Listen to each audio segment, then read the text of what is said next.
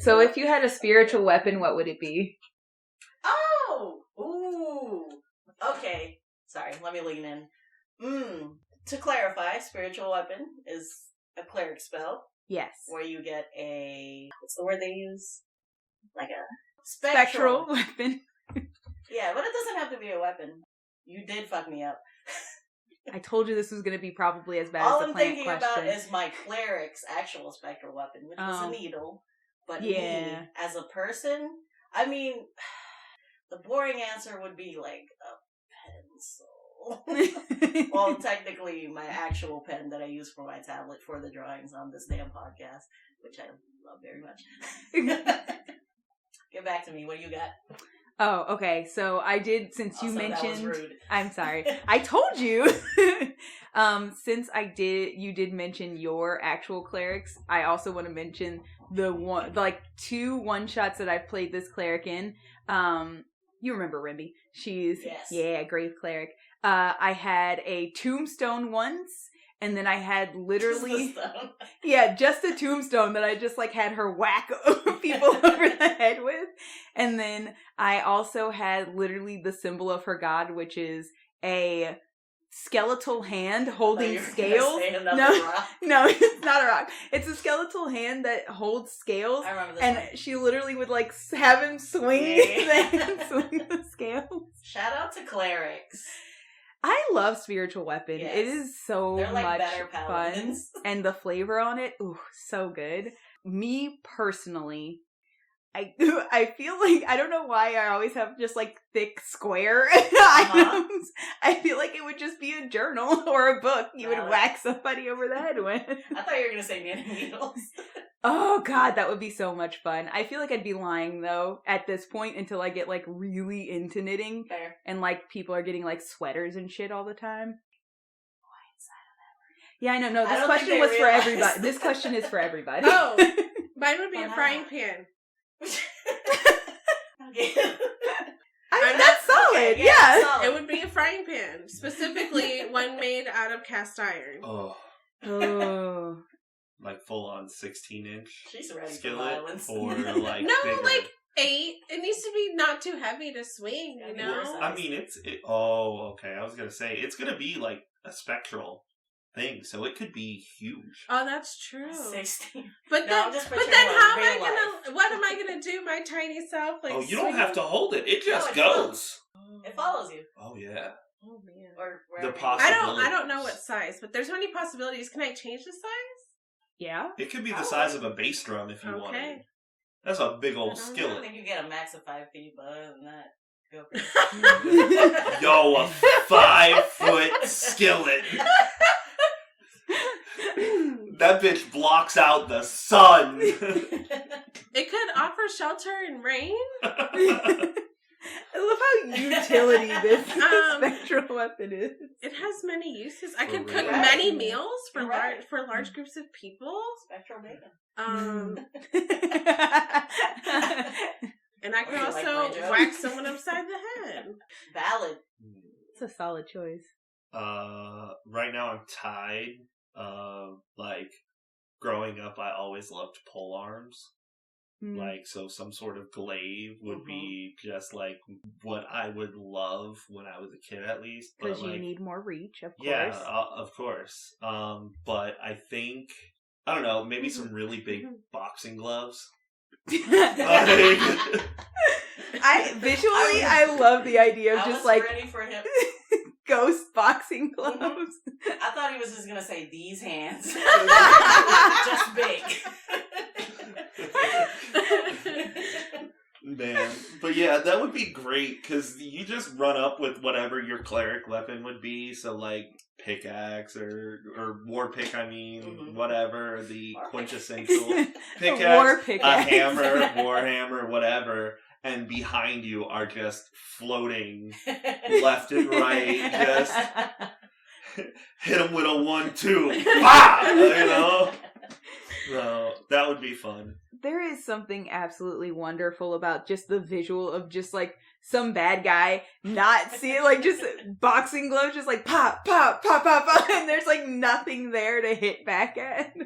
I'm just picturing classic fantasy armor, but like behind you are like modern boxing with the Velcro. Not even the old type. No, you gotta have the lace up. They're lace, yeah, they gotta be laced up. I agree. All I saw was Velcro in my head. Sorry. I'm not gonna lie, that is very funny. Could you imagine the sound they make when they come in? It's just the Velcro ripping. You could take the fabled hero background, and people just tell stories. They're like, at night, if you listen closely, you'll hear. Run as fast as you can. The hands are coming. Amazing. Oh man, I'm happy I asked that one. Yeah. I wasn't ready. Yeah. Have you decided? Does it sound like I No. No, I think my favorite medium has been colored pencils. So I'm just gonna go with a full set of Crayola 128. Oh no. Of colored pencils. That is With actually in the sharpener box? on the back. Well, like they can float out of the box. I'm thinking of crayons. Sorry. That's also valid. Yeah. Okay. Okay, but like that crayon box with the sharpener on the back Yeah, they did, like, a absolutely tornado or changed the something. game. Oh, yeah. Oh, yeah. They should have come out with those way sooner. I those know, plastic right? sharpeners. You had that one moment where you're like, where has this been my whole coloring life? And like if someone had that box was treasured. Yeah. Like I always made sure they had all their crayons back and everything. You know what I never received but always wanted because I hate waste? Those things that melt down your crayons and turn them into new crayons. Those were so cool. Yeah. I don't even have crayons You anymore. feel bad for the little baby crayons you gotta throw The away. little nubbins? Yes! You could always like mix the colors too. Yeah. You could do some shading. Like, It was yeah. wild. I mean, technically you do with like a blow dryer, but it's not the same. Yeah.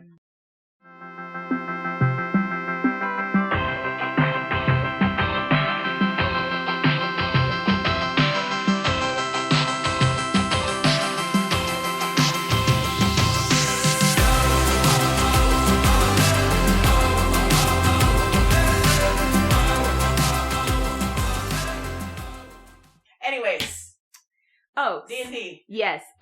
So, in case you guys haven't noticed, we are welcoming back a guest. Hello. Hey, Spidey. Hey. How's it going? Hello? Hello? You know, this is about my beautiful bard ways going on. Dungeons and Dragons, right? He said Bard.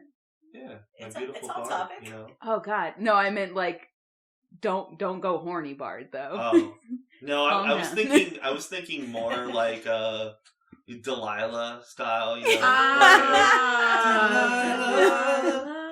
Hello. That is such a I'm on board. a reference that is very specific. Hello. Turns out she's national. It's Spidey. Is she? Yeah, Good I thought for she was her. I also did. She's in like Washington State or something. Oh my is. God, good for On a Delilah. farm. Shout out to Delilah. We love you, Delilah. I will give you $5 whole if Delilah messages us saying she listens to this podcast. Okay, listen. I'm not gonna lie, that will be a wild experience. But also, I'm sure you guys noticed there was an extra voice here. Hi guys, it's me. Who am I? What's my name? Sunny. Sunny. Okay. Well, because she like pointedly called him Spidey. Well, sometimes you're known as Lady Love. No, stop. I made a mistake. Listen. We're not supposed to say it in front of her. I like it. Listen, I made a choice. I'm not saying it was a good one, and I have regretted it ever since. Why? It's kind of cute. I know. I like it. Oh, cool. Anyway, I feel more validated. She pointedly said Spidey because in the past, while recording, they both have forgotten to use our code names for the pod. Oh. And last week we had Spidey here to start talking about relationships. We skewed a little bit because when DMs get together, they talk DM. Yeah. It's just facts of life. Yeah. But we are back, and we're staying on topic. We are. For the most part. I will also say somebody recorded a whole ass episode. You did that? No, me. It was you. And in that episode, talked mad shit about being called Hubby DM. So I guess he's not Hubby DM anymore. On the podcast in which he's Hubby DM. I know, wow. right? The You disrespect. Can't just divorce us like what that. happened? I don't know. I told you were all of our husbands. I didn't break what? It wasn't me. So if we pulled Zav into the room right now, he would testify that nothing was broken into. Zav, who makes no efforts to deceive. I can neither confirm nor deny. He does not. That's so true. Anyway, so now I guess we have the receipts. But I edited the episode. I still don't know what you're talking about. Why are you mad about being called Hubby DM? I don't know. I just felt disrespected. I guess I'll have to listen to the episode. Now that didn't happen, that you didn't record, Spidey. that Oreo did not edit. Once again, I have no recollection of this. He's trying to make sure this can't be held up in court. We're all going to go back and listen to it. Anyway. Spidey and Sunny are here. The hardest SP. I spit a little. I'm sorry. Do you have access to the purr? Noise? Yeah. Not currently. I could. I think she could add it in there. Actually, you should just find my best purr and just like every time put it over all my weak ones. Deep down inside, I think we all have access to the purr. We could count down and say it all at once. Oh, that's gonna be so loud. No, I'm scared. The pressure. I'm a coward today. That's way too much teamwork. But yeah, I totally forgot. So we have the two guests. We are supposed to be staying on topic. We're doing a great job so far. So we have our resident DM Bard, Spidey. We have Sunny, who has not picked a class yet. Like for myself? Mm-hmm. Yeah. What class would you be? Remind me what our class is. Pregnant pause. There are 13 classes. I really think you should just go with your original character. It feels you. Also, the more druids in the room, the better. Okay, class is a druid or rogue. Yeah. Okay, so I had it right in my head. I always get them like this. Mm-hmm. That's fair. Class and subclass? No, race and class. Oh, that's fair. Well, if you're being racist, then you make fun of, like, I don't know, halflings for being short. I mean, I think. Well, in the earlier editions, I think I'm more of like a halfling druid. Oh, you had your race picked out too. Yeah. Wow. Because Shab tried to convince me that she was a halfling, and I was the like, "You're party not a house, halfling. I'm a halfling." We've already had like this discussion. everything that you said described me, not you. Damn. The tea. Yeah, you had me fucked up there. Yeah. Woof. So I'm a halfling. Yeah. Okay, that wasn't the question, got it. Anyways, druid? Yes. Our resident actual druid, apparently, Sunny. I'm a fake. Oof. We all know it. Why are you not fake? Huh? It was just the halfling we were arguing about, not the druid part. No, it's okay. She's a druid. I think I'm warming up I'm to a the druid. update. I think I'm warming up to the idea of being a dwarf. Aw, I'm happy Yay! for you. I told you were a dwarf. Dwarves are solid. Dwarves are solid. They have the coolest beard. She just messed my world up for a little bit, so I had to adjust. Yeah, no, that's fair. That's fair. Gnomes have some pretty cool beards too. Yeah, they do. I think but have to I be a had to half help class. her. I couldn't leave her thinking she was a halfling Half forever. race, I meant. See, now she I know. What is life? What is D&D? All right. I am still your resident rogue, Oreo. No updates on my race at this point. I am your dwarven druid, Shao. Hey. I'm owning it. Welcome to the party. All right. So what are we talking about today? Today we're really talking about Rub. That's right. You showed the last one saying we were talking about Rub, and we did not really talk about Rub that much. I feel like I keep making us loose listeners. No, we're talking about love. We're talking about relationships, in-game, out-game, how they commingle. Yes. What do y'all want to talk about first? Well, I think since everybody except Zav, who broke in, has mentioned how they got into... Officially. Allegedly. Let the record show. Have talked about how they got into D&D, and this is Sunny's first time. How did you get into D&D? Because of all y'all asses. She had it in the chamber. Yep. So, I remember there was a time back when Shao was still giving Spidey and Oreo rides. You were taking them to this group at somebody's brother's house. Spidey. Was it your brother? Quite possibly. And you did D&D. No, I think they were playing Mage. Yes. Well, they did some sort of RPG. Yes. And I went over there for one session, or the end of one, to hang out. And I was like, whoa, what is this? And that's when I was introduced to, like, RPGs and world building. And then y'all kept talking about it. I don't know if you were in a campaign or planning a campaign, but I know Spidey started DMing a campaign with a lot of our friends, but I didn't have time to play. And I wasn't sure. I'll be honest, I was a little judgmental. Whoa. That's big of you to admit. Thank you. Yeah. But once they introduced me, they got really excited. They helped me build a character.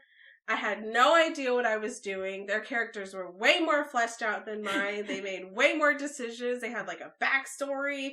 And I was just like a little elven Circle of Dreams druid that wanted to spellcast. And we went on a bunch of adventures on a ship. And then it was a lot of fun. My love was a wonderful DM. After every campaign, she would ask me, she's like, every session, she'd be like, how did I do? Did I do good? Did you like it? Was it fun? Shout out to the DMs that have imposter syndrome. It's hard work. Like, I couldn't do it. So real. But I appreciate the world building and the story and just being able to play in my imagination, which I hadn't done in so long. I'm rolling in compliments. It's really hard to, like, hurt your players because you're just like, I love you. I love you. This is why I hurt you. Oh, I mean, it's fine. It's the worrying if they're having fun. Yeah. In the hurt. Oh, no, she loves hurting us. She'll, like, oh, yeah. Yes. Absolutely. Give a lot, everything. I died. Yeah. But no, I'm going to out you. Basically, you FOMO'd in. I was like, I think I'm going to DM. And you were like, bet. When are we starting? Oh, is that what happened? You were like, I want to play. And I was like, are you sure you have school and stuff? And you were like, yes, I'm in. And I'm like, okay, we're in. Because you were getting into something that we had never done before, and I figured it was a great opportunity for both of us to learn. And that's you jumped in 2 feet first, being a DM your first campaign. True. So I was like, I want to see what this is about. What kind of story? And then you did a phenomenal job. I also enjoyed it. It was lots of fun. I guess. You never talk to me like this. Excuse me. Here's the thing. We know that I am into this. Why else do I make a million characters? That's another thing that shocked me. Like, all of you had, like, all these characters. Like, you saw something, and a character would come to mind. And I'm like, man, I want to get on that level. Yeah. Oh, I had one the other day just by one phrase. Bald dwarf. Oh, no. I know. Oh, no. That dwarf would be so sad. Imagine the social implications. Oh, Like, my God. That like poor just, dwarf. Just shaved? No. Cannot grow. Hair. Oh, no. Smooth as a newborn? Yeah. Oh. A poor dwarf. Yes. This is the reaction. No peach fuzz? Nothing. Poor baby. Has alopecia. You killed A him. dwarf with alopecia? But then how is he supposed to get his extra to constitution? Imagine the social and physical Ramifications. By the way, oh my god. I absolutely love. I don't know where I saw it. Somewhere on Reddit, somebody was talking about the reason that all dwarves have beards. I saw that.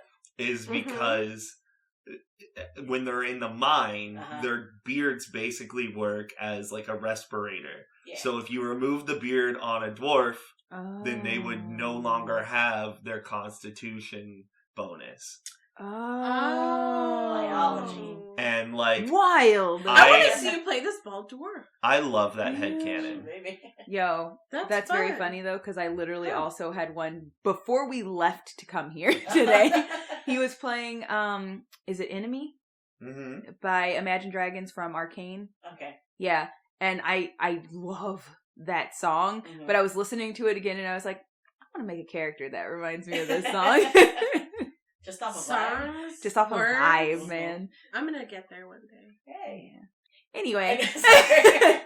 so yes, we all dove in pretty aggressively when D&D started in this group. Yeah. And then I do distinctly remember you being like, "Oh, it seems like you guys are having fun.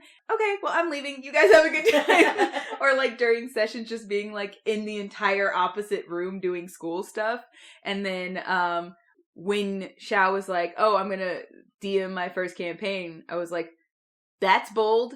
Right? It's scary. I didn't say that out loud. Yeah, no. Maybe I would have gotten scared. I was proud of you, but also in my mind, I was like terrifying. I was here for you. Said You know, any you were questions right you to had. be terrified because what she put us through Yeah, was no, terrifying. absolutely, but in a good way. in a good way. Terrifying Really? in a good I way. made you gods. Yeah, I know that was cool. We made ourselves gods. That Immortal song does remind me. The Fall Out Boy song does remind Alright, me of I'm gonna them need also. you to stop. I'm sorry. Okay. referencing Anyway, music listen. because we don't have the licenses for We're this. not singing. We're not playing Oh it. well, he might. I'm gonna shut up. I'm dying inside. I'm sorry. I'll stop. Why are you Anyway. sweating so much? So yes, I do It's remember. really hot like, in here. I remember being surprised because it did seem at first like you just were super not about even dipping a toe in D&D. Oh yeah, can we with go all back my- to like how you were being judgmental? Go on. We don't have to go back to that. No, we can't, it's though. okay. That's my pocket. No, we've moved past it. We've moved past it. Oh, okay. We're a Thank united you. front. I appreciate you. They say that on the pod. Oh, they We're a do. united We're a front. united front. See? We are gracious hosts. I feel like I already admitted enough. Okay. Okay, I gave you what you wanted. You are Okay, I guess satisfied. our significant others have turned against us today. You'll be my hubby DM. There's another one of those. I appreciate the song names. title, even though I don't DM. But I did keep an open mind. It is overwhelming when you're first starting. Uh-huh. There's a lot to learn. There's a lot to do. yeah, it's and then wild. all of a sudden she said, roll for initiative. And I was like, what the fuck is going on? That's fair. So, That's the Honestly- usual sentiment when Yeah. you get told to roll for initiative. Yeah. Just, I get it know now. what's what the happening. fuck is going no, on? No, I get it now, but like the first time, like when you're fresh, you're a baby, and you're like in this campaign. Kind of terrifying, right? A little bit, yeah, and you're making decisions, you're building a character, there's this world you have to imagine, People like, are counting there's just on a you. lot. Did I play in the one shot before your campaign or after?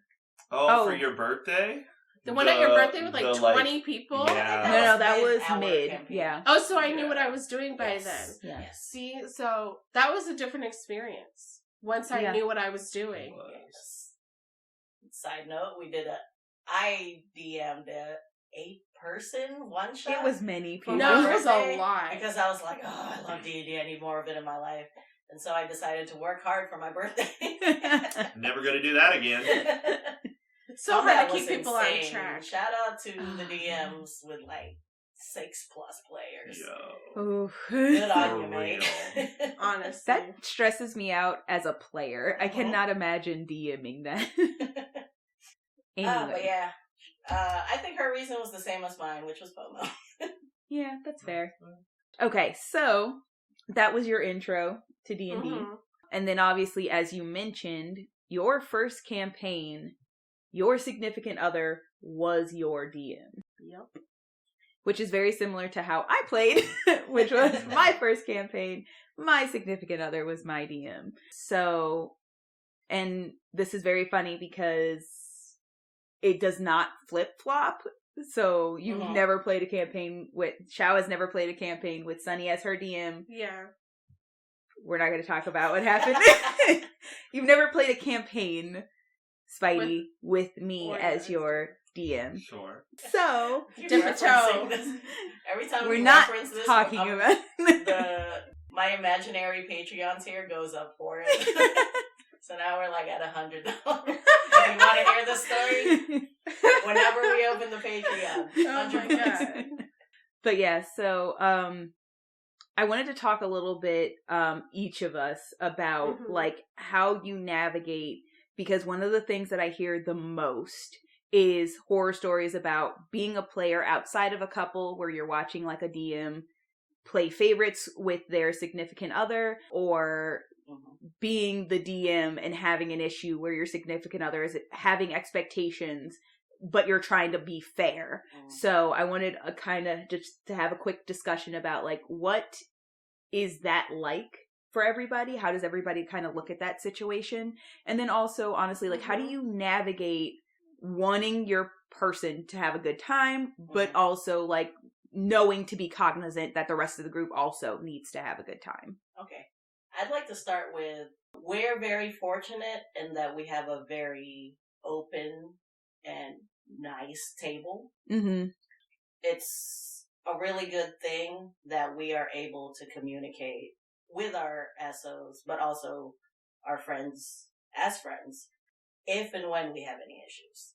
Yeah. So that's step one. It's important to have a session 0. Suss out your table mates. You know, oh getting yeah, asshole vibes. Notice those red flags. You know. Yes.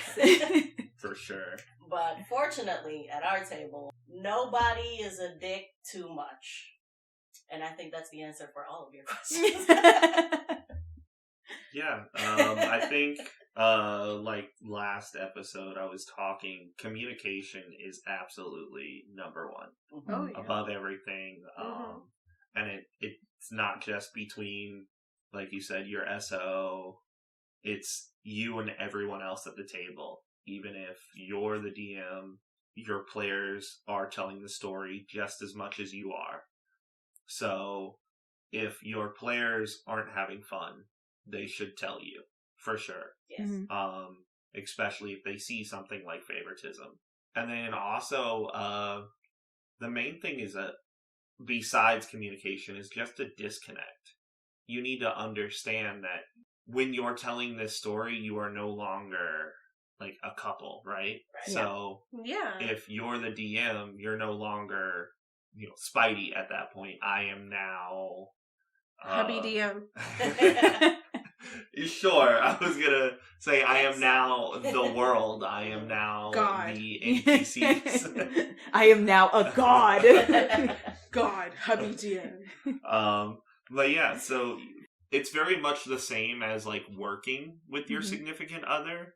Which I agree. Oreo, you and I have done a couple times. Yeah. And it's, you understand you have a job to do when you're working.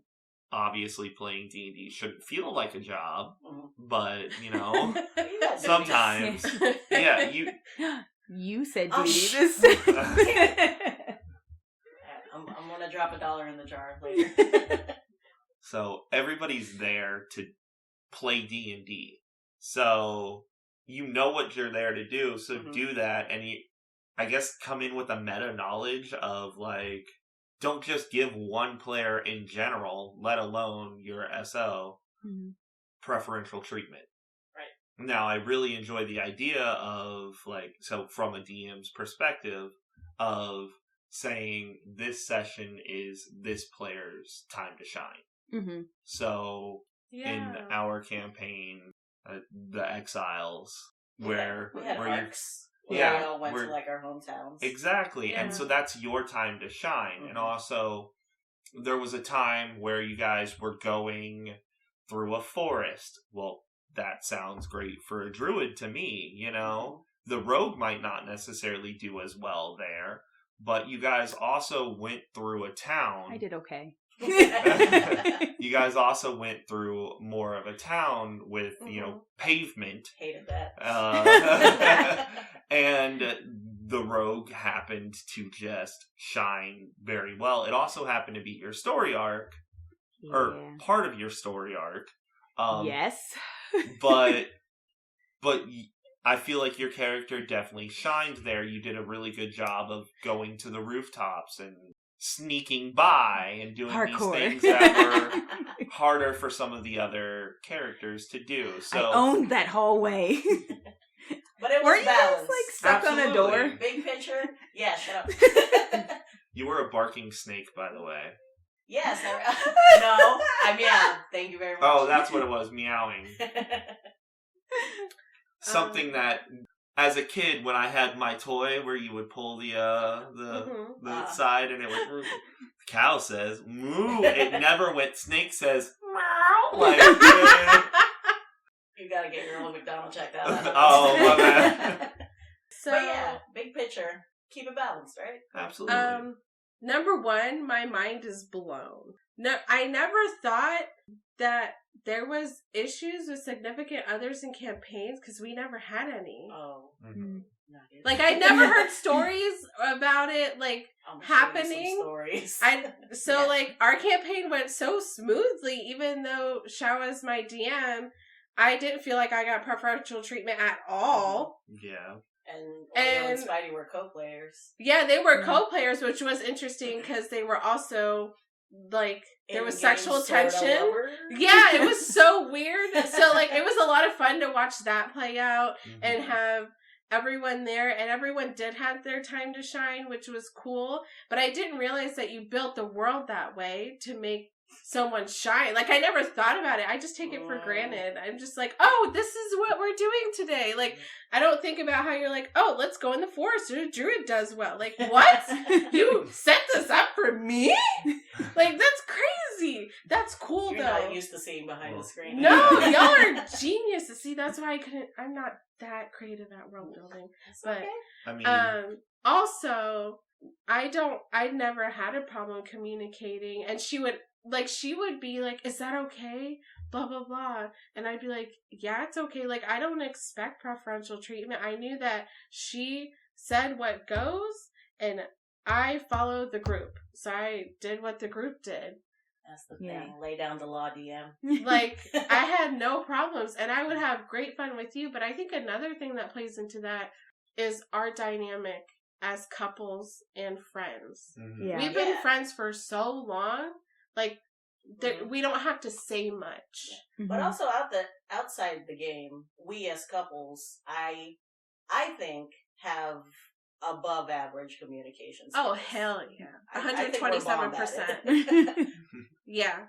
And I mean, I agree. But also, I remember there were times where Spidey would pull me aside, or you would pull me aside, and even Oreo to help me. Yeah. Like, you're like, hey, this is what you need to do. Hey, you need to work on this. Or, hey, you could do this. And Spidey over here, a.k.a. Hubby DM, would always be like, hey, Xiao, but isn't this? And then he's like, I'm sorry to be that person, but he'd reference the book and make sure that everything was played the way it's supposed to be. And I appreciated that. Yeah. Because you can get away with murder in this game, literally, but, like, the structure helps. Can you? You know, keep the tension, make things more difficult or less difficult. So that was cool, too, to see, like, everyone come together and be, like, we were all positive. Like, nobody got mad at anybody. I think all sex positive. You hurt. Xiao, you definitely hurt every single one of us in that campaign. Thank you so much. But I would comfort Oreo after the campaign like it happened in real life, because it did. She killed my brother. I know! So that was... He got into heaven. What do you want from me? I just want to say thank I didn't know that! Awesome. Y'all are awesome.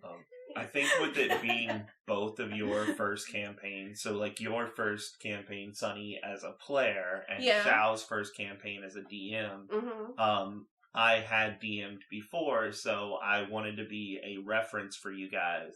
And there were times that I saw you struggling with some of the rules, and it can get really complicated sometimes. So that's why I wanted to make sure that I was there to help you. And I think that also really helps with relationships inside D&D as well, is to have an outside reference. Yeah. You know, so if you do worry about, I'm being preferential to my significant other, it's important to have the sort of communication with your other players so if I'm DMing and we just did a story arc for Oreo's character, and then if I'm feeling like worried that I'm possibly seeming preferential, I could then approach you, Xiao, and say, hey, just checking in, this didn't seem like I was trying to whatever, you know.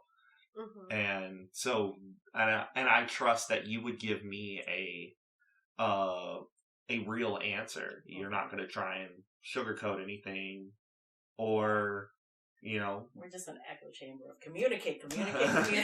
Absolutely. But also, like you were saying last episode, it's very important to check in. I like to check in maybe like once a month if we're playing weekly, just like every few sessions. But like, it's also healthy if you're doing it every session.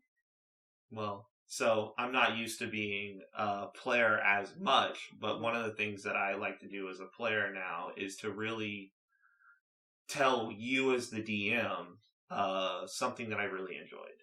You know, so I know, Xiao, you wanted to install some rules or whatever called Rose and Thorns. Right? Oh, yeah. That was something that... I straight stole that from NADPOD, where like, after every session they have like an after show, and then they talk about their highlights and their gripes. And so I also wanted to do that. Oh, she would ask me in the car after every session. Every session. For sure, you? Every session. I was like, she asked me. Yeah. You know? That was fun. I appreciated that. Personally, I don't necessarily I don't use that as like a rule, just because hopefully you don't have gripes. You know, obviously. But like podcast, most of their gripes is like shit they did themselves. Yeah. Like when I got shot. Yeah. That would have been my thorn. That was also my thorn. Which is fair, because it's not usually something the DM did. It's usually something that happened. Yeah. To be fair, it was solidly the dice. I rolled bad, I didn't see the thing, then I shot somebody. It was a whole situation. The dice are free game for gripes. Yes. But yeah, it's important to know that, like, not necessarily a safe space, but like we all are grown-ups. We're able to take some sort of criticism. So if there is a legitimate problem, I want my players to approach me about it. You know, and sometimes it may be that I'm setting up a story beat, and you know you feel like your character is just getting beaten down, and I want you to approach me with that. The answer might be like, "Hey, it's coming. Just trust me, because I really want a payoff for your character." Right. You know, but I want that sort of, once again, communication. I want you guys to know that myself as a DM is here for every single one of you, because I'm no longer just her husband at this point. You know, I'm now your DM. I'm everyone's DM, so I want you to approach me. We should take a shot every time somebody says communicate. Oh, we're gonna die tonight. I don't have that much help. But yeah, I think for me it's very funny because it's like we started and I didn't really know anything different. I think it's the same situation you were in, where it's like, yeah, this was just what it always was. Like, this was my DM. I think for me, the thing that made it a little bit weird was later on in the campaign, this hate to friendship to who knows what started building up with an NPC who started rolling with us after I killed him and then he wasn't dead. Well, that's a long story. Listen. These things happen. D&D. Yeah. I thought I had killed him. He was not dead, and then he showed up at our doorstep, and I was like, fuck you. Things I kill are supposed to stay dead. Oh, in your campaign? No. In Oh, it was Spidey's in the campaign. Exiles. Yeah. Oh, Um, in the Exiles. Uh-oh. Yeah. Mm-hmm. I love how you whispered. The party can't know that I don't know. Okay, let's Now I know. just say Charlotte covered her mouth and whispered to Oreo, even though, you know, We But- gotta stop explaining just what right happened. here. Yeah. But yeah, so it was funny because it was flirting with somebody entirely different, but also flirting with my then boyfriend at the same time, which me as a person who's not huge on PDA was a little bit like, but it was, I think the best thing about it was because of the people that we were with, because of who you, Spidey, as a person are, like, it was a lot easier to be comfortable doing that and, like, taking those steps and exploring the possibilities, because it wasn't like somebody was going to be an asshole about it or make me feel even more embarrassed afterwards or something like that. Aw. So it was a lot of fun, but I also do think I want both of you to know that I feel like you both have done a really great job of never making any of us feel like there's favoritism or you're making choices that are meant to be easier on your SO, being that me or Sunny, or anybody in particular, honestly, who Yes. sat down at our table. I have never felt like I was being, like, singled out for something terrible or something amazing. I felt like we are all on level playing field, and I really appreciate that. I love this. Absolutely. Thank you. I agree. Slide of luck. On the other side of the coin, we've also DM'd for you and played like your sibling, Yeah, I know. It's also which is also like that's a relationship that like you shouldn't completely be different. fucking. So I've definitely DM'd and like role played as Sunny's in-game brother, and so has Spidey for your in-game brother. Any notes about playing family members? Oh yeah, it's just a disconnect, right? So Right. you're disconnecting from yourself so in my case as Spidey, and I am now taking on the persona of her character's brother.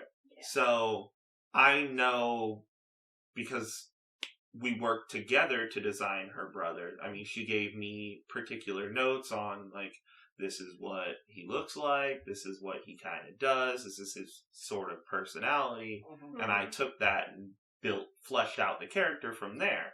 So now this character, this NPC, is built, and I just kind of take on that persona. Yeah. And so it's when we're playing D&D, as when I'm a DM for my significant other, I'm no longer seeing Oreo as It's no longer Oreo. sexy Oreo. It's You just know, Oreo that's there. I'm now seeing her as her character. Fair. Yeah. For sure. Because you've also been my parents.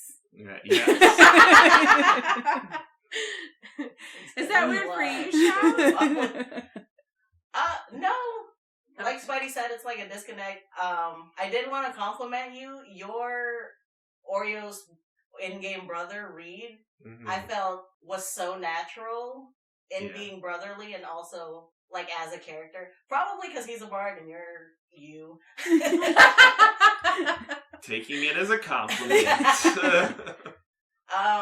But I personally think it's helpful playing a different type of like knowing who you're talking to outside of the game in order to roleplay this character that is a different type of close with your SO's character. Mhm. I know, that's all I had. Okay. Yeah. Yeah, I wasn't thinking about that at first, but yes, it is very funny because we have flipped from, like, relationship to sibling to parent to In the same scene. Yeah.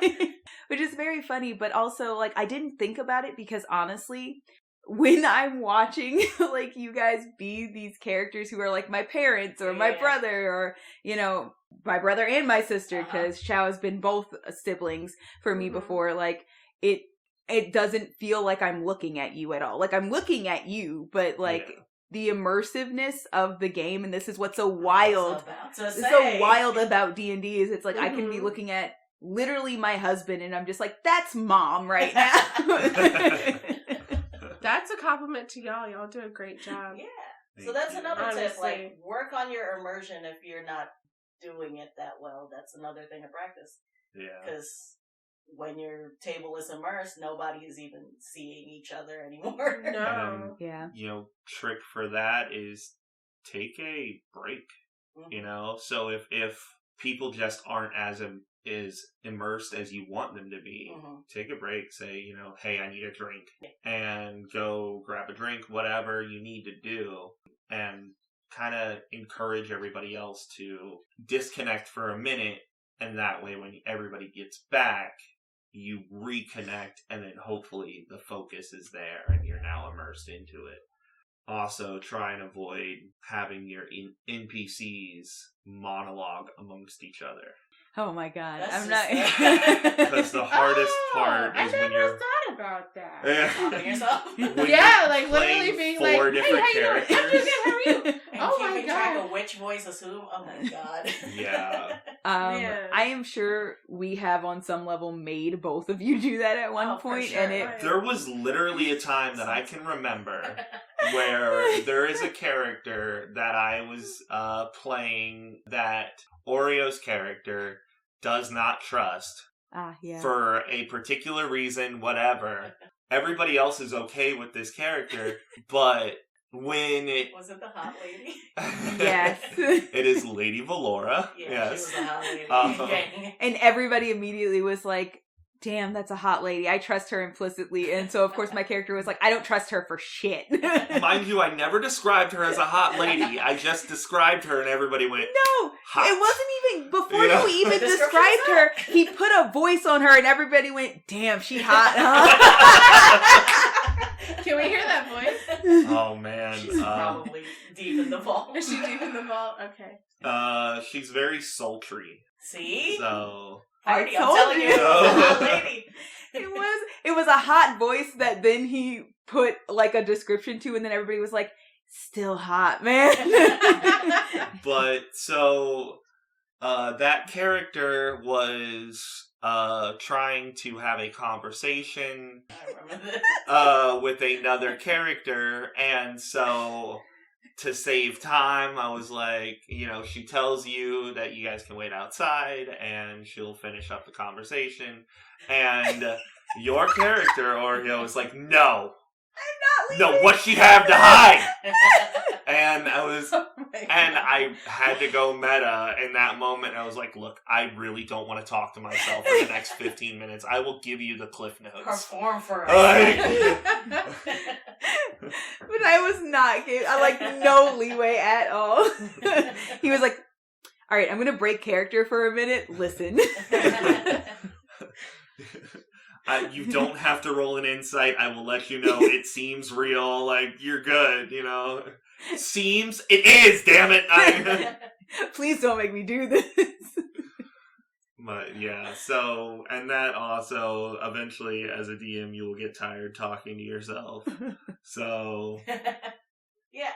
In conclusion, I feel like rules for the table are just rules for real life, communication-wise. Yeah. Like, be respectful, do your check-ins, don't be an asshole.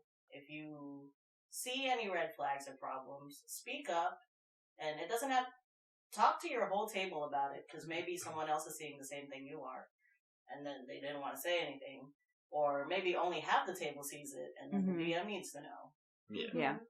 Your significant other is just another person at the table. Mm-hmm. Yep. Yeah.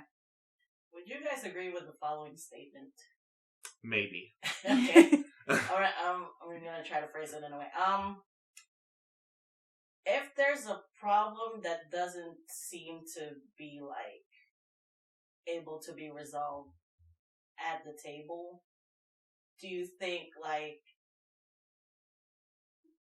through communication, do you think the problem is probably outside of the table in the two people's relationship, communication-wise. Like, if they can't work it out at the table, then they need to, like, work on actual how they communicate so that they could get there. Does that make sense? So you're No, saying I understand if what a you're talking about, yeah. couple winds up arguing at the table Yeah. or whatever, it's... And they can't solve it at the table. If they can't make sense of the situation, like, this is why I'm upset, then that's a problem outside of the table of, like... That's a reflection of problems in the relationship itself. Yeah. Is what you're saying. Well, Or with the person, just yeah. their communication skills. The relationship between them as people. I can and their understand communication. that. I think sometimes people have trouble disconnecting from their character. Yeah. Yeah. Like So, sometimes they may be. And I don't want to be, that's what my character would do, but if you are so deep into your character, you're very method at this point, you know, the argument may not be solved that game. Yeah, no. Because, and I don't think it necessarily has to do with a lack or a problem in the couple. It may just be that someone's having trouble getting out of character, or that they just don't want to get out of character because this is D&D time. This is roleplay time. This is this character. So this character would never see what you're saying, what your character is saying. So we will never agree. You know, that argument will continue as long as you are in character. I think that then becomes an issue of, like, you overcommitting to something that is now causing other people at the table to not have fun. So at that point, I don't think it has anything to do with the couple so much as it has to do with the person who is not willing to yield for the fun of the table. And so, I like, think that goes to, you then have a meta conversation. You break character, you break the game for a minute, and you're like, hey, what's going on? You know? Whether you're another player, whether you're the DM, whatever, just that's one of those times you can take a break, like I said, disconnect from everything and be like, hey, so are we okay? Because you never know, the two players or the player and the DM, what have you, whatever the couple is, they might just be like, oh yeah, we're fine. And so it's not a problem with their communication, whatever. And I think at that point, if you notice this, whatever, you be honest with them and be like, all right, that was uncomfortable for me, you know? Right. And me as someone not involved in this, can we just move on past that? You know? And I think everybody at the table, as long as you're cooperative, everybody's, you know, respectful, they'd be like, oh, sure. Right. You know? I will admit that we have multiple times been in a huge argument right before play. Yeah, absolutely. I don't know if it's happened to you guys. Yeah. Before I'm playing? No. You're in the middle, yes. or like hot off of or on the verge of a giant argument. Yeah. But, like, the table is ready. Yeah. Yes. And so I've said it before, you know, you don't bring work home. Right. Don't bring home to work. It's the same the thing with D&D. You know, make sure that you're not bringing your home to D&D. This is fantasy. This is escapism. And so it's not just you at the table. So everybody needs an escape from time to time. You're no longer Shao.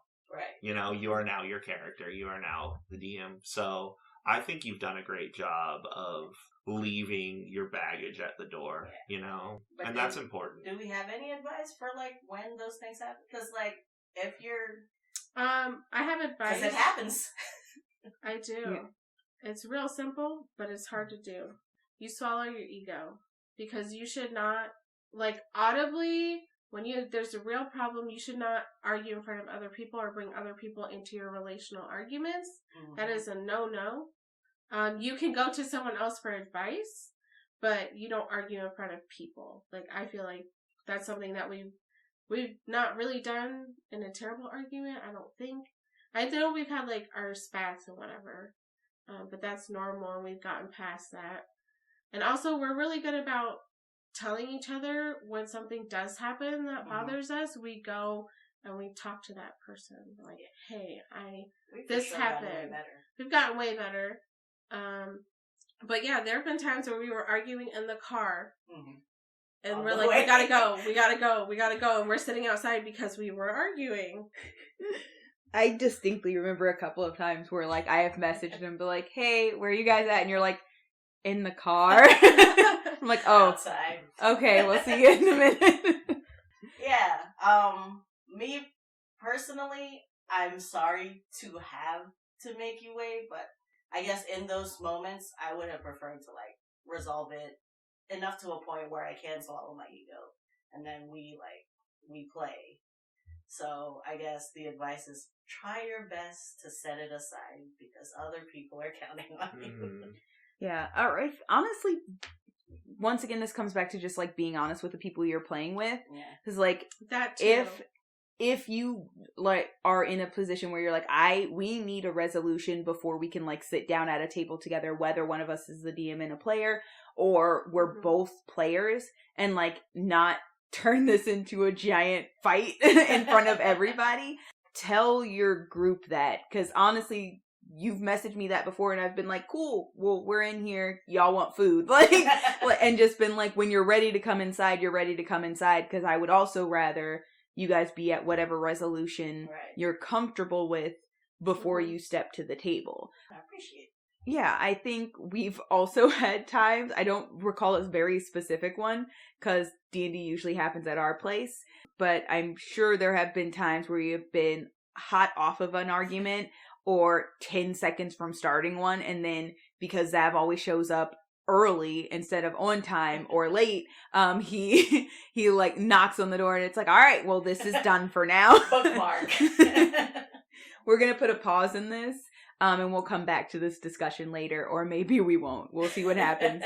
But I think for the most part, for me, it's about compartmentalizing. Like, I know I want to play D&D. I know we have a conversation that we're gonna have to eventually resolve at some point, depending on if we've gotten to resolution and it's, like, fine, and it's just like, you know, wipe the emotions off, let's go, or or it's like we've not come to a resolution, but we're both aware there's an issue and we're gonna have to deal with this issue at some point. Just a part of me is just like, all right, well, that issue is for Oreo in real life. I am now Amma or River or whoever I'm playing at that time, and, like, I don't have this problem with my DM or Homer the Bard or whoever it is that's at that table with me at that moment. And I know for a fact there's been times where it's been like, argue, Zab knocks on the door. All right, this argument's done for now. Sit down at the table. Everybody has a good time. Drinks are passed around. We have a great session. Everybody leaves, and it's like, all right, so I'm still pissed at you, though. But by the fucking way, what did you... So I think it really is so much about compartmentalizing what part of your life you are currently dealing with, instead of, like, just meshing them together like the muddiest color. And you have to recognize when you're, like, healthily bookmarking something.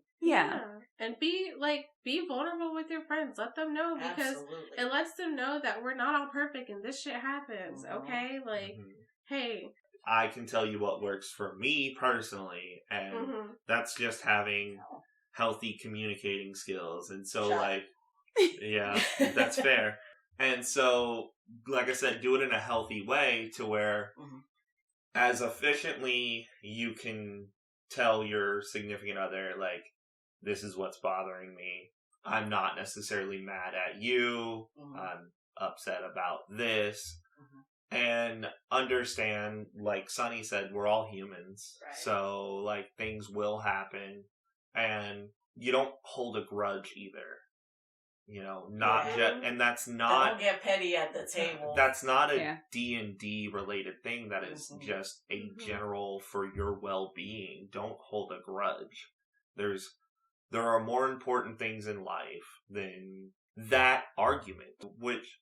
I mean, who's to say I don't know what your arguments are? Maybe that is a very important argument, and that's fine.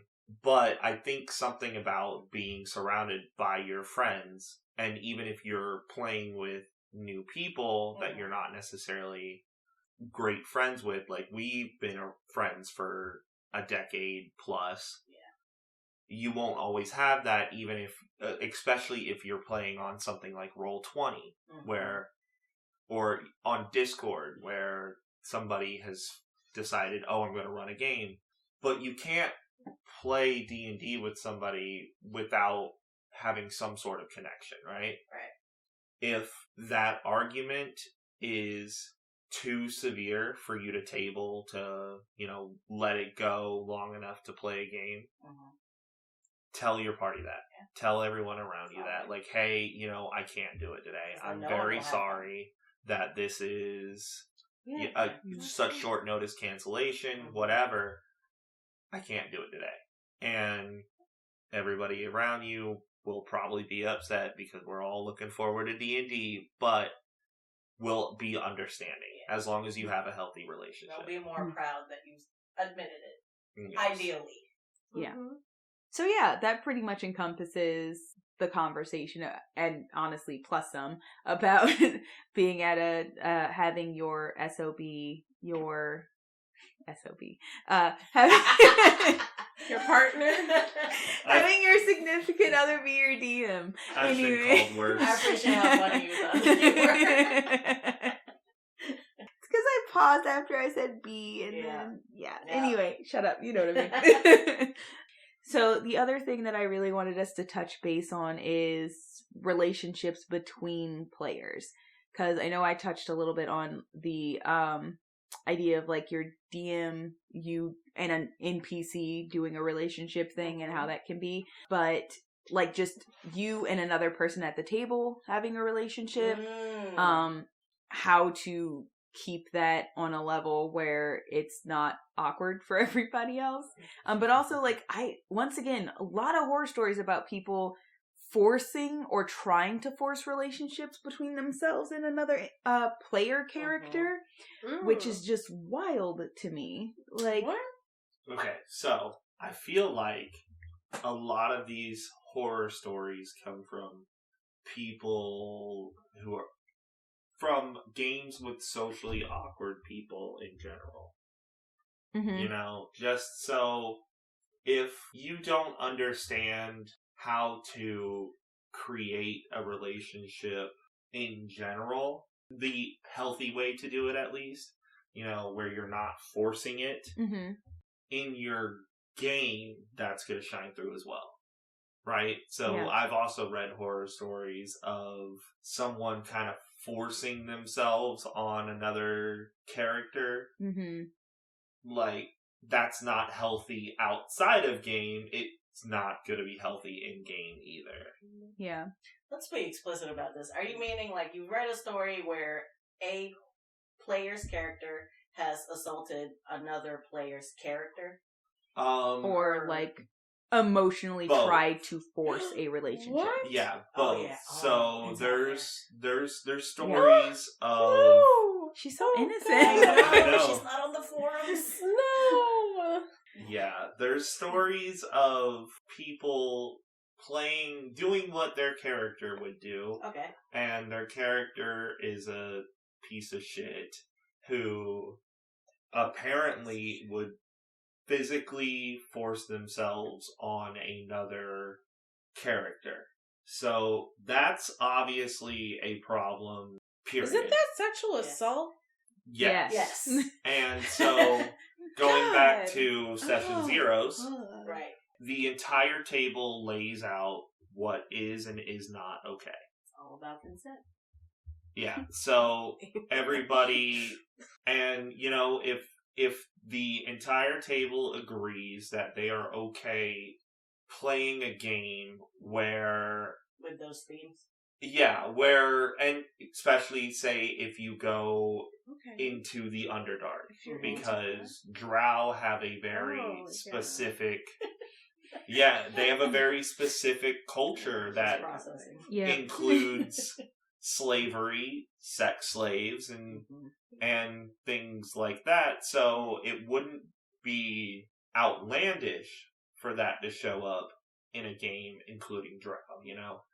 But if a player in Session 0 is like, I'm not okay with sexual assault whatsoever, that is on the entire table, not just the DM, but especially the DM, who is the referee at the table, to not bring it up, or if someone forgets, the entire table just kind of say, hey, we're not doing that. Right. You know, so there's that sort of forcing. Let's establish right now we're never doing that. I'm absolutely fine with that. It's disgusting.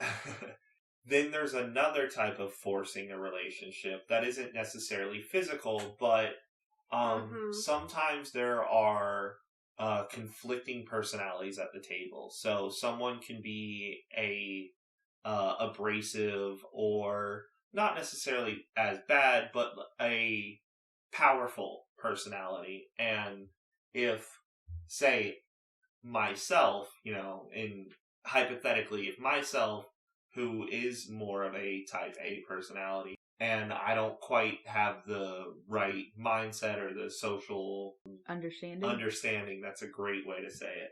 But I'm like, oh, it would be really great if my character and Xiao's character were in a relationship. And I don't ask you, that's a problem as well. That's still not consent. Because it's not consent. It's taking away agency as well. And it should be collaborative. Everyone should have a say in the story, let alone your own character. And so that's a problem. So for that last example, I think it would be really helpful to go meta, like, beforehand. Like, hey, if you genuinely think, hey, my character and your character might have something, then you go beforehand to your fellow player and you have that talk meta, and I'll make sure, like, do you also see it? Is this something you want to pursue? Yeah. Just like real life game. Absolutely. And that makes it more realistic in general. If it naturally occurs. Right. Oh, don't be cute. Yeah. And that's also another thing that you can say in Session 0 is whether or not you're okay with your character being open to a relationship. Right. Yeah. Some people have certain views for their character, and, you know, playing in a different game, I'm playing this Aarakocra who is socially awkward. He doesn't understand the normal social interactions because he was so sheltered and forced into a certain kind of life. I am open for him being in a relationship should it arise, but it would not be very obvious. Right. You know? So it's something that I would be open to for another player coming to me and being like, hey, so there's some sort of connection, you know? How do you feel? And that's how you should handle it. I agree. I think, just to backtrack, some tables, and you have to be careful, but some tables, if you want that sort of content where you want to delve into themes of assault, and whatever, like you said, Session 0, that's gotta be out there for everyone to know. Yes. But I think also, rule of thumb, if it's affecting the player character, then that also needs a check-in. Yes. Because, like, yeah, somebody way in the peripheral, 2 NPCs, 1 NPC is getting assaulted, and everyone has said way beforehand that this is the theme of the campaign, we're fine, then we know that. But if a player character directly is being put on the spot to be assaulted or is assaulting, you're gonna need a separate check-in of, like, are we still okay with these themes? And I think you should do that regularly anyways. So For sure. Just because in a Session 0 somebody said, oh yes, I'm okay with that, or even if they, you know, didn't, people change. Yeah. Situations matter. Right. And they may have thought something else at the time of session 0, and they're like, okay, that's fine. But then when it arises, they're not okay with that. Well, this is way too graphic. And you have to understand, as anybody at the table, that a person is no longer having fun, to say the least. And so now the game is compromised, and you should stop. Just because if you're not having fun, why are you playing? And that is everyone at the table. Right. So, sorry, we delved into, like, some problems. But no, we were talking about 2 co-players having a relationship, and also when a DM has one of their NPCs have a relationship with a player, right? Yes. So, for example, in my campaign, Oreo and Spidey's 2 characters had a thing. Yes.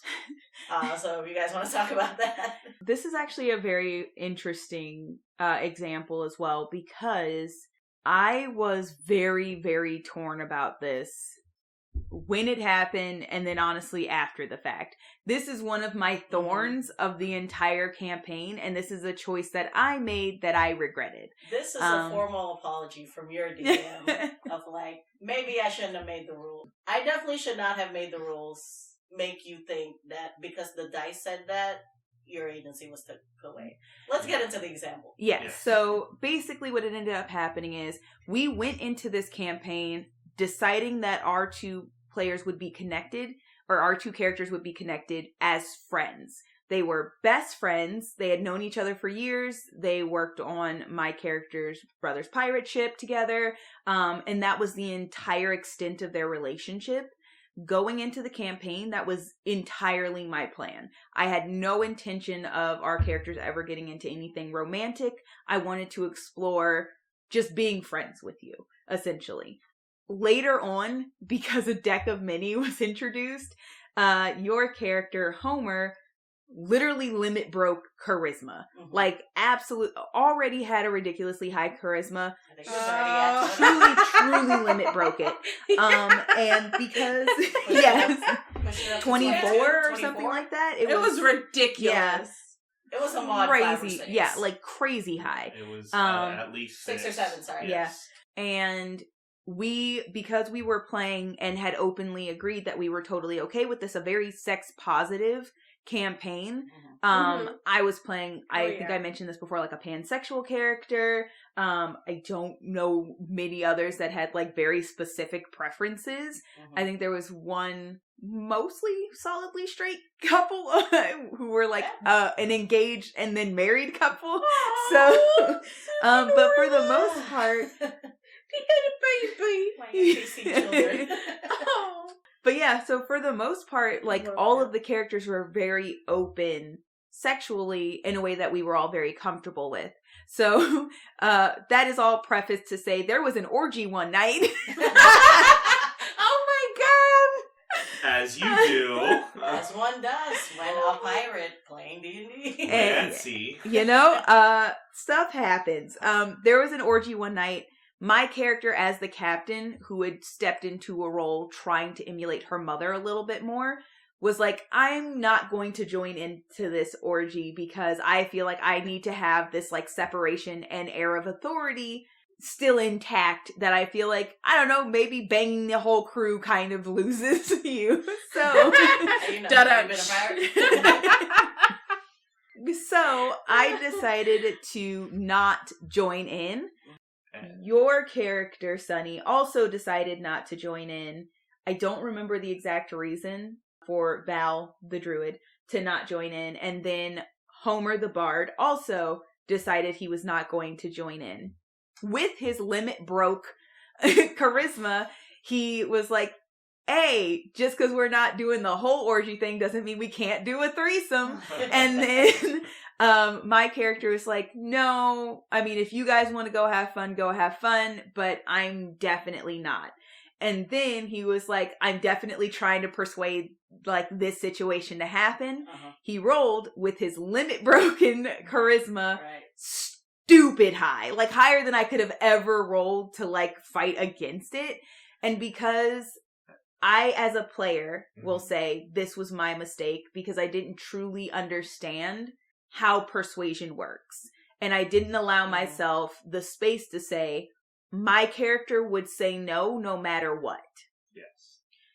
And because I didn't, I was like, well, shit, that was a high-ass dice roll. I guess we're having a threesome. And we did, but it changed the entire course of our friendship, and it became something way more complicated. And I don't want to say it was a relationship, because it kind of wasn't. But it was, it was something else. It was awkward. Cringe on Oh you my right god. now. Let me just start by saying Val was not sexually attracted to anyone else on that ship. Oh, Adonis. I'm so sorry. Insulted. Dang.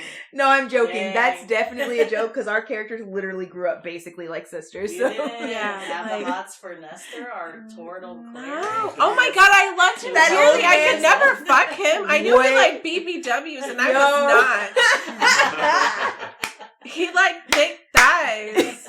Bobo. He's a cleric, and they save lives. What you want? Yeah, like he loved that shit. No, But but Val got her. Val got hers. Played many of people. The problem with that is that we didn't have the communication meta outside the game to see where we wanted to go. Yeah. I was interested in pursuing confusion, complicated. You know? I love Wait, the so ownership. you wanted it to be complicated? It's For the sake of the story. So- For Homer? what? For Homer's character? Oh so my that's god. something I've never Oh, God. personally dealt with in my own life, you know? So Oh, God. in fantasy, in escapism, I was very interested in a complicated relationship. Okay. So, and Oh, that's cute. I do remember being like, I would like to persuade you. And I guess, like I said, we didn't have that communication outside of the game to go over what that would mean. And so that's something that I'm sorry if it was, if it wound up bothering you. Ultimately, I did enjoy the story that we told together. Even though it wasn't necessarily a happy ending for my character, I still really enjoyed it. Sorry. Hey. Hey.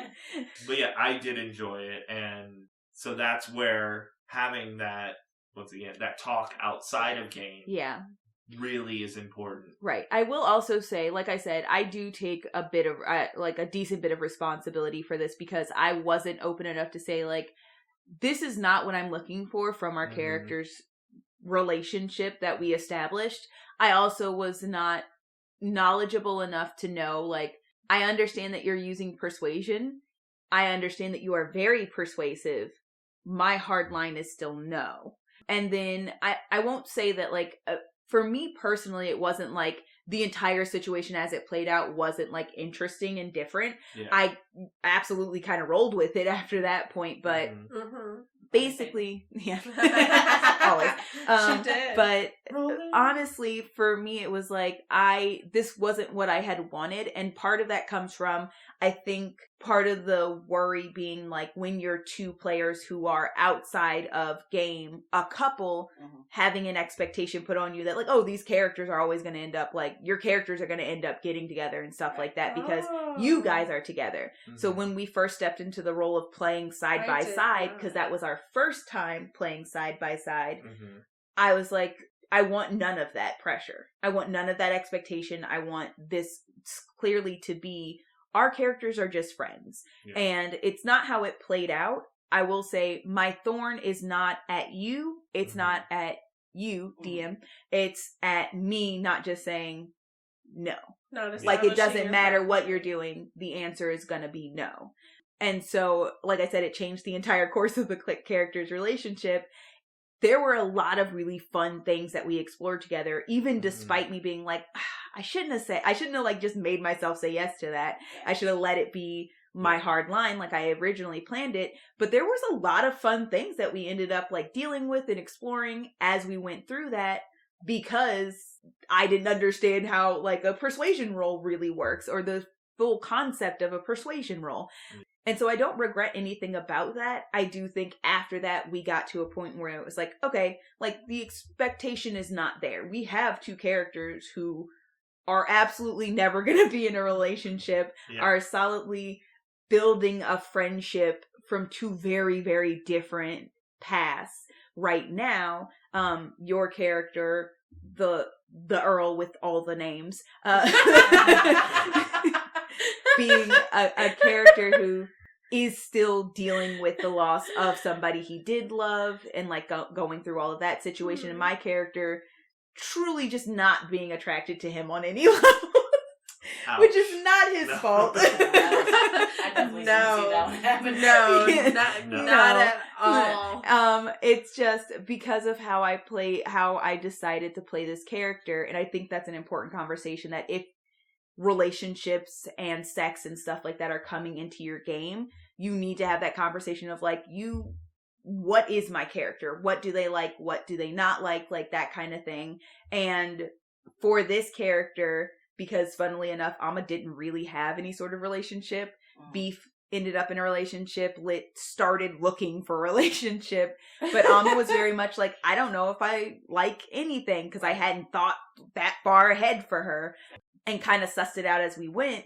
This character, I went in knowing what I would probably be attracted to as a character. Mm-hmm. And so it made it easier to just be like our relationship will either be a friendship or an acquaintanceship, and we'll figure it out as we suss each other out. Yeah. But I don't feel any pressure. I don't feel any expectation with you at the table to like have these characters become something more. Yeah, sure. And that's just how it naturally evolves through playing, because even though you have a backstory and you have an idea of how your character will be in the future, you're still at the mercy of the story, right? Mm-hmm. So your character is growing and evolving with every game. So you never know whether or not. So if we decided that, our Sunny's character and my character are going to get together in the future, in like 20 sessions, we play 10 sessions and we're like, man, my character does not like Sunny's character anymore, like at all. Ouch. And then I don't know. I thought it was cute. And then so you just let it grow and evolve. It's almost a living, breathing relationship. Me and you played. She's pointing at me again. Oh, sorry. Sunny's pointing to Shao. We're in a relationship with many characters as Val. Yes, because I was your DM. Yes. So we flirted a lot. A lot. And your character also very sex positive. Very sex positive. That was just fun for me. That was a lot of fun. I will say that was fun. We just had a great time. We had a wonderful time just flirting with each other. Mm-hmm. I rolled really well. There's that other tool to flirt with your SO. I was about to say, to be fair, it can't be, or like, it doesn't have to be all check out. Yeah, we're not who we are. Mm-hmm. It could get a little spicy, and that's okay. Yeah, I was about to say, to be fair, we all flirted with you. Yes, thank you so much. As long as everyone at the table is okay with that. Yes, absolutely. Yeah. Session 0. Yeah, and that's why I said, like, we were very like. Yeah, we're comfortable enough with each other to be a very sex positive, like kind of wild party. Yeah. That's fine. Mm-hmm. It also really matched the characters, which is super important because like this campaign that Shao is currently DMing, the characters that are in it, this is not the same sex positive group. It would make absolutely no sense for this group of characters to end up in an orgy or any sort of situation like what we've ended up with. Yeah, there's like maybe 1 or 2 player characters that it'd be like, definitely all right, not. Yeah, that's not surprising, but for the most part, Barley is not in the least bit attracted to any of y'all. These characters never like. I know, right? Damn. Well, maybe one day. I just want to protect Zan. Huh? Yeah, that's fair. Yeah, platonically. And this Spidey. Oh, no. Laura. No. Every time we bring up his character, everyone just troubles to themselves. Lieutenant Earl Everett Boris. He's just so awkward. See, I told you there's a lot of names. The second. He's just so he's awkward, royalty man. or something. I do want to go back. Y'all were like in it. I was like, oh, I don't want to intro. But no, 3 things. I appreciate that you're like owning for yourself. Like, I should have known to just know when my character says no. Mm-hmm. So there's that. And then you, Spidey, were like, we as players together could have been like, oh, we should have not gotten there because we could have meta talked about this. Yeah. And then the third layer is like, I as a DM, I was a baby DM at this point. I was just like, okay, roll off. If he wants to roll persuasion, then we're going to do a roll off, right? I should have known better that, like, the dice don't take away the character's consent. Mm-hmm. Yeah. Yeah. And So there were, like, I love how we all went through our layers of, like, it didn't have to be this way, and this is where I goofed on it. So there were 3 layers of, like, how we ended up here, and we didn't have to, and your table party does not have to. If any one of us had known better, then we would not have gotten there. Yeah. So take this as a lesson from us. Your character always has agency and their idea of consent. And no matter what the dice say, you decide that for them, right? Yeah. Yes. Yeah, and I think, the good thing about it is, like I said, like, this didn't end badly. Like, the relationship thing that they had. it's I told you complicated. it was a thing. It didn't work out. I didn't hate exploring what it ended up becoming. And honestly, for my character, it ended up becoming a very wonderful, like, learning situation. Because one of her underlying things, I know me and Shao had talked about before, was, like, her feeling like she never stacks up, and her feeling like she needed to, like, she was always trying to be somebody else. And, like, at the end of it, even though the end of it was basically her saying, like, this other person has never treated me like I wasn't enough and like I wasn't worthy, and I'm confident that I am enough and I am worthy, so you'll always be my best friend, but whatever this thing is that we had is nothing more than that anymore. And that was very powerful for my character to be able to do. That was a huge ending to her arc, even despite being gods at that point. But yes. Gods still have feelings. But so I loved where she ended up from there. Yeah. So at the end of the day, it did end up having a happy ending of, like, we worked through it in a situation where all of us, because of who we are and how much we matter to each other, were comfortable enough to suss our way through this situation after we made our the blunder. But you can't always rely on being at a table where you have that security and you have that comfort and safety so that you can blunder and then work your way through it in a comfortable way. So it is very important for you as a player to know where your hard line is and be confident enough to say that's your hard line.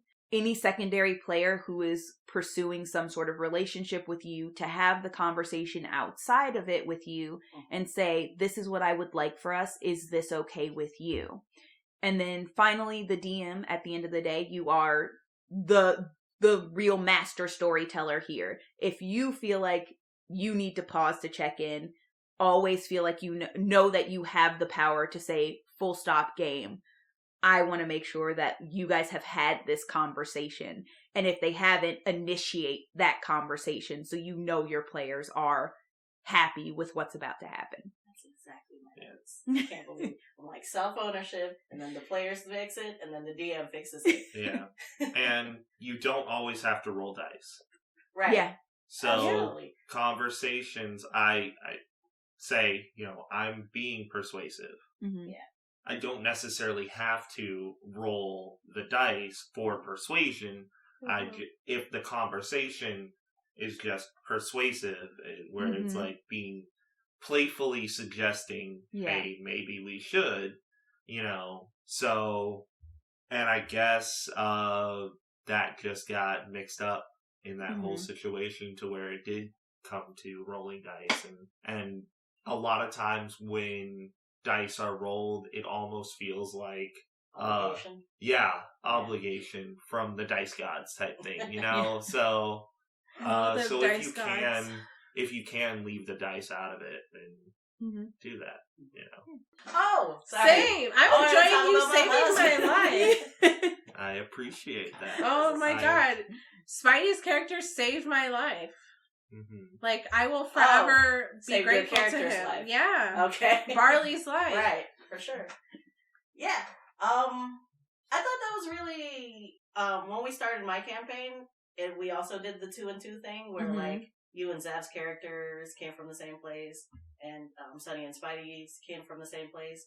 So, and I used that as a tool of like, hey, let's establish relationships before we get into the story, so that you guys have something to anchor to.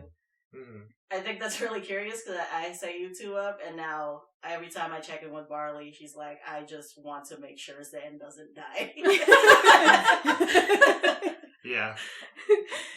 Just wanted to bring that up. I think that's so funny though, because like I wasn't making Zan to be the type of character who people are like, she's cinnamon she roll needs must yeah. be protected Oh at my all god, costs. she is a cinnamon roll. Zav's character is literally the hardest character. He's just like, this is just what life is. Like, he's a drow consort.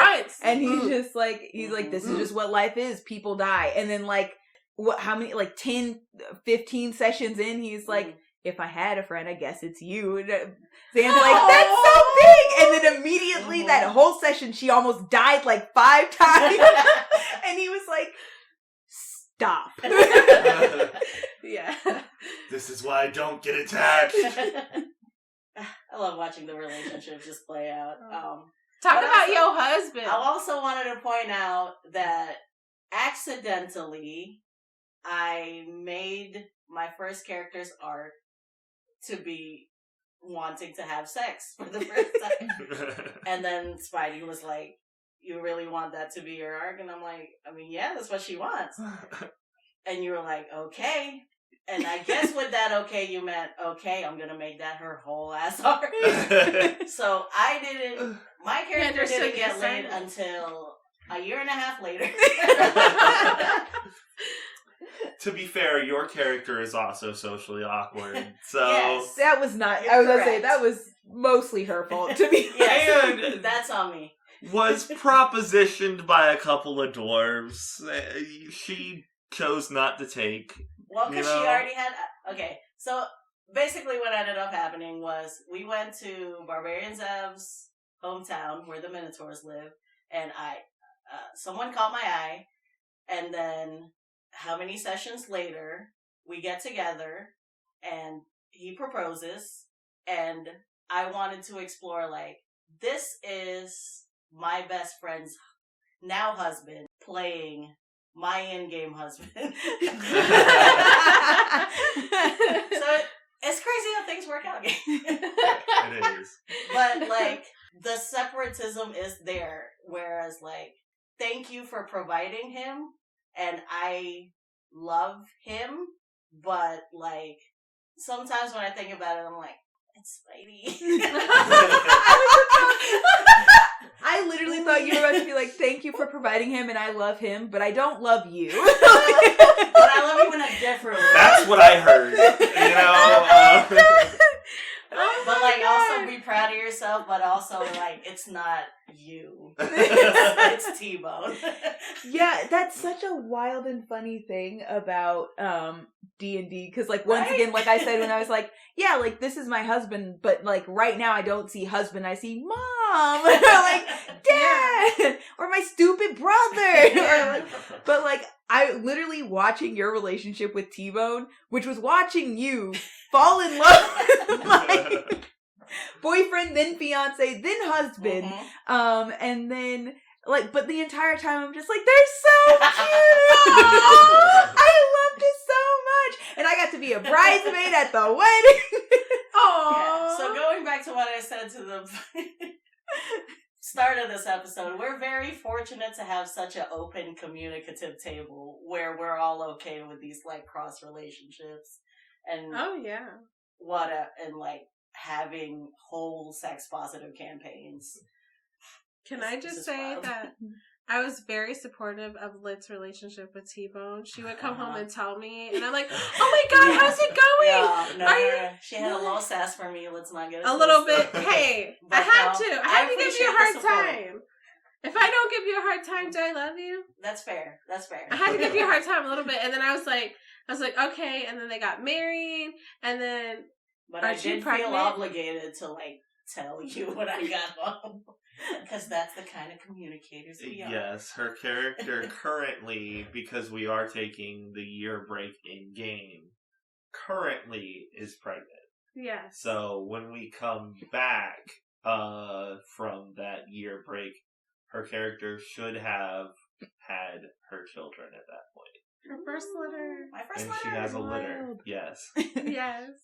I was so excited. She's a shifter, but by the way. I don't remember if you told people that.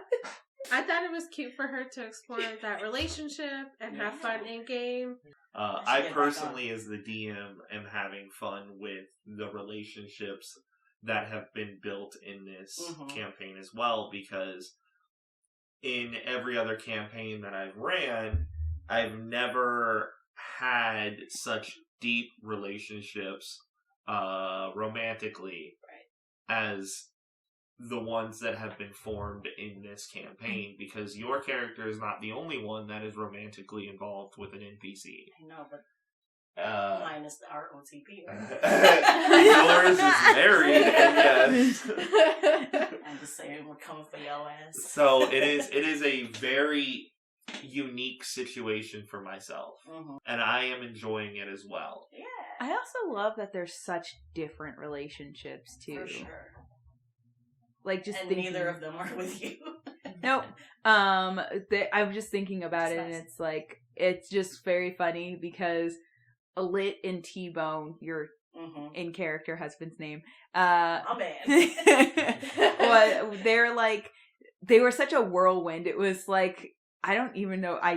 I assumed because of who he was as a person that she was also his first, and they're just and now we're in love, and we're never gonna be with anybody else. This is it for us. And then immediately it was just engagement. Let's get married. Let's have kids.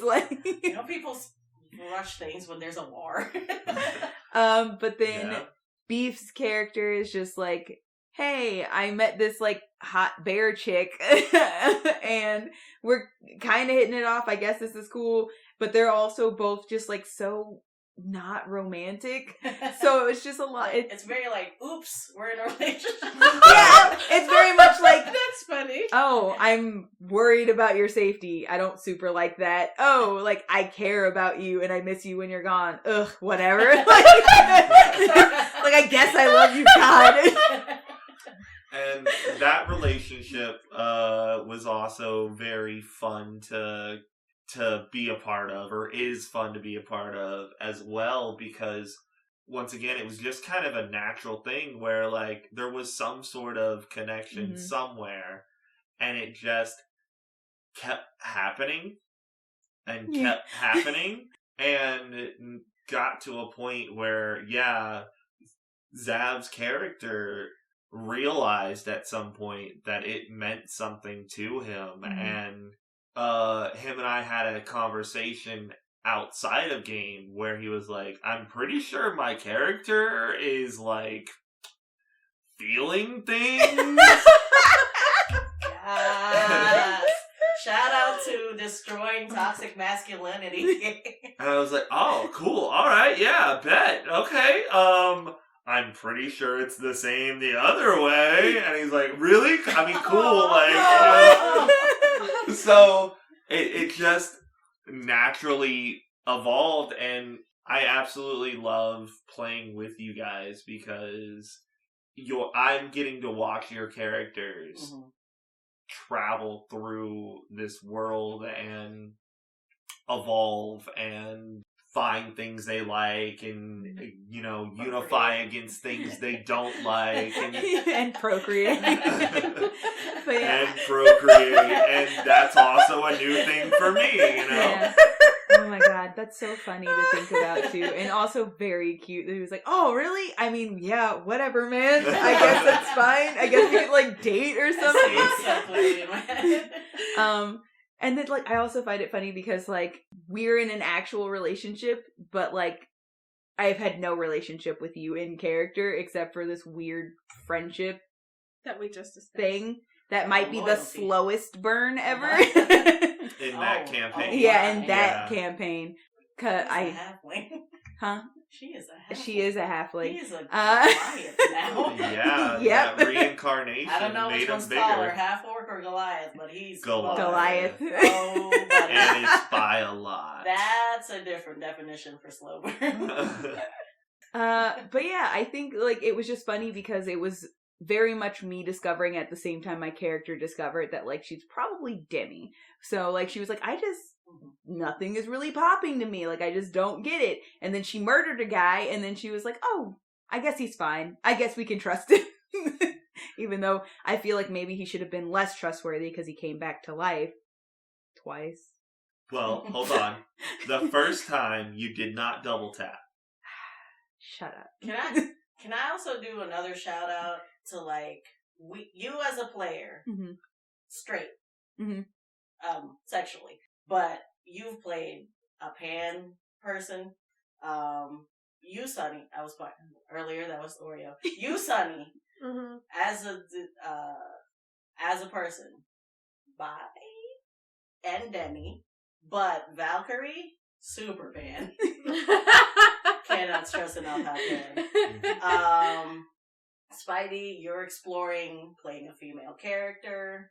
You talked about Noctis, who is socially awkward a little bit. Yeah, he's very overbearing, I guess. Yeah. He's never had a chance to explore that about himself. Yeah. So it's like, no, I just think it's curious that, like, we as people know who we are and what we like, but we have the capacity to explore these things we're not personally interested in Mm-hmm. through these characters. Mm-hmm. That's just fun. How we have the capacity for it. Yeah, I think that is, like, one of the things that I do love, though, because this does come back with just being at a table where you're very, very comfortable. I don't know that I could have been comfortable enough to be like, oh, yeah, like, River is about anybody. Like, honestly, like, you don't have to, like, as long as you're a good time, you ain't got to tell her twice. Like, I loved the ability to say at first, like, Alma just doesn't know, and then let her explore and figure that out. I am enjoying doing the same with Zan, although I'm pretty sure she's probably straight. And then, like, just, like, as I'm going through, maybe bi. She's very attracted to, like, productive people. To efficiency. Yes. Strength and efficiency. That person's folding clothes, yes. But, like, yeah, I think it's a wonderful thing to be at a table where you can be like, I'm comfortable enough to, like, be a heterosexual female and play, like, a heterosexual male or a lesbian or a bisexual or pansexual or literally any of this stuff, and just let it be what it is and not expect any sort of pushback, any sort of judgment, anything like that. Because it is, like, that's one of the things that's so amazing about D&D, as we keep saying, like, the ability to just use your imagination and explore these things, to not see the people that you see every day as themselves, because now we're in character, to be like, I don't know who this character is, but I'm going to explore it because I know I trust these people that I'm playing beside. And it's very much a supportive group. Oh, yeah. We're all here to make sure that everyone around us is having a good time. Because we're all friends at the end of the day. Yeah. Let's also put our disclaimer out there of, like, if you're gonna play someone that's not your sexual orientation or gender or what have you, just watch Falling into Stereotypes. Make sure you are exploring your character as a whole person and not just an idea of this one label. So once again, we're so lucky that like you are, Oreo, so you go so in depth with your character that, like, it's a whole person. Yeah. It's not just bald dwarf. Bald dwarf. I'm gonna flesh him out. I think I have to now.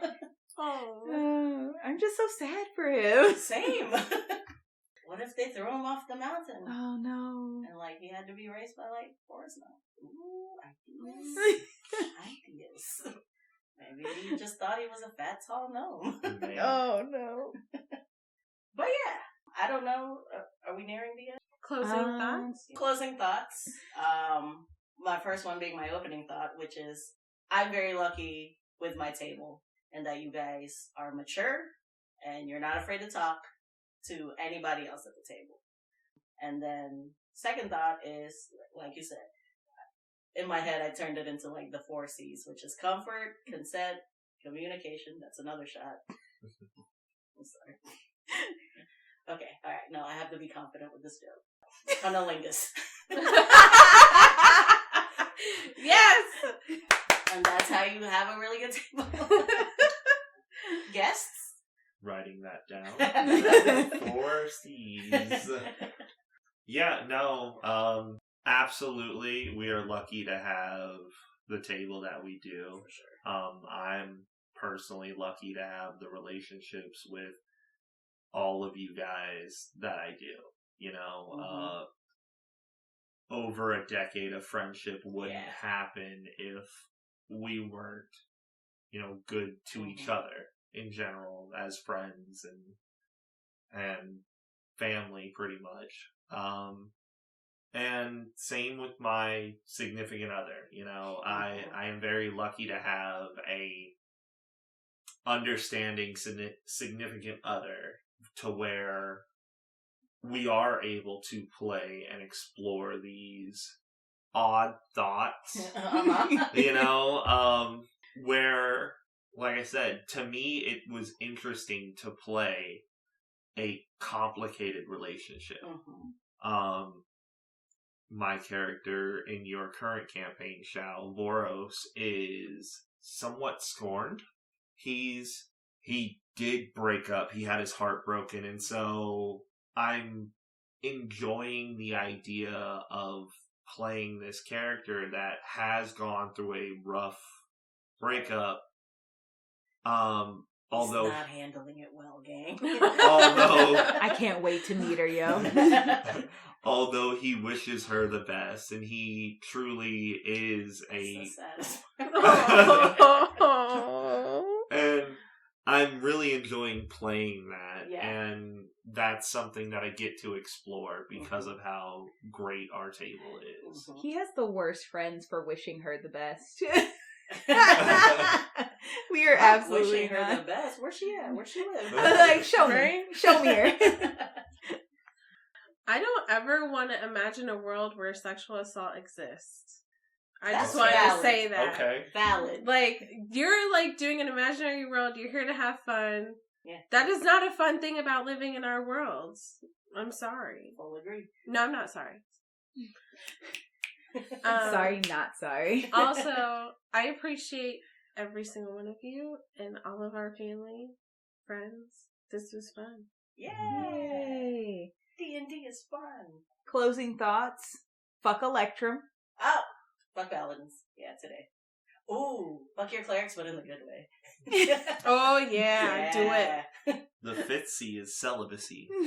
Ew, no! Oh, okay. We're all sex positive. Okay. So even no sex by choice. Oh. We support. We support. Yeah, alright. Okay. Yeah, we support. Fuck Andy Warhol. Yep. We don't support that. Off of that note, fuck Andy Warhol. See? Yeah. But Now if that's your choice, I guess unfuck celibacy. We gotta not forget, please follow us on Instagram at Rogan Druid. Go to our YouTube, Rogan Druid Podcast. Oh, it's the end of the month. We're coming back with March Madness next month. Oreo's got surprises. Brace yourselves. Yeah. Yeah. Brace yourselves. Brace yourselves, buddy. As always, don't be an asshole. Especially today. I think that was the lesson. A solid Don't be an lesson today. Don't be a dick. Don't be any type of genital. Unless somebody asks you to. Consent is key. Yes. Bye, party. Bye, party. Bye.